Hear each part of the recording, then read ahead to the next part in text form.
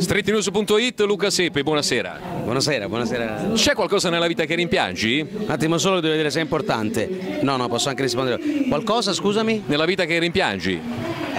Una carriera felice e la collaborazione sicuramente con Antonio Manganiello che mi ha portato dei problemi. Come dei problemi? Problemi in che senso, scusi? Nel senso che Antonio è una persona squallida, una persona che sicuramente non merita la sua posizione di favore e io credo che... Ma fai fare l'intervista a lei! Ma che sta succedendo? Ma qui le interviste le faccio io. Benissimo.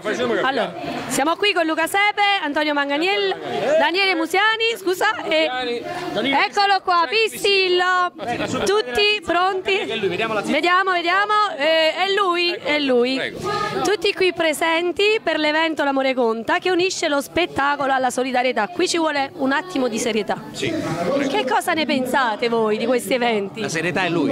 Io sono la serietà in persona, mi smesso pure vestito, vedi, insomma, principe di Galles per essere serio stasera, e volevo dire che... Hai imparato il termine principe di Galles quando ci hanno regalato su stile, che mica l'ha accattato. È vero, me l'ha regalato infatti il datore di lavoro di mia moglie e infatti lo voglio ringraziare, ma parlando seriamente noi siamo qui per una giusta causa, per i bambini del Santo Bono. Noi siamo sempre attivi in tal senso perché un sorriso vale tanto, e anche la beneficenza, quindi donate, mi raccomando, donato,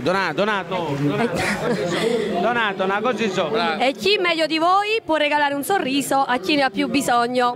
Ci proviamo perché in realtà ridere fa bene alla salute, e poi i bambini, parliamo dei bambini Santo Bono, sono qualcosa di straordinario, non devono soffrire. Un saluto ai lettori di Street News e come chiudiamo. stai parlando ancora? Che può? Si dilunga troppo.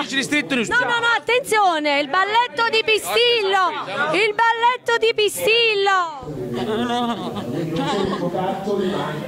Saluto a tutti i lettori di Street News.